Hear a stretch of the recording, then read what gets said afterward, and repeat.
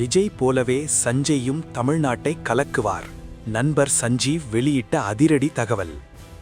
தளபதி விஜய் தற்போது முழுமையாக சினிமாவிலிருந்து விலகி தமிழக அரசியலில் களமிறங்கியுள்ளார். அவரது நடிப்பில் உருவான ஜனநாயகன் திரைப்படம் தணிக்கை சான்றிதழ் சிக்கலால் தேர்தல் முடிந்த பின்னரே வெளியாகும் என எதிர்பார்க்கப்படுகிறது. நிலையில் விஜயின் மிக நெருங்கிய நண்பரும் பிரபல சின்னத்திரை நடிகருமான சஞ்சீவ் விஜயின் மகன் ஜேசன் சஞ்சய் குறித்து பாராட்டு தெரிவித்துள்ளார். விஜய் ஆரம்பத்தில் சினிமாவுக்கு வரும்போதே அவர் பெரிய ஹீரோவாக வருவார் என்பது எனக்கு தெரியும்.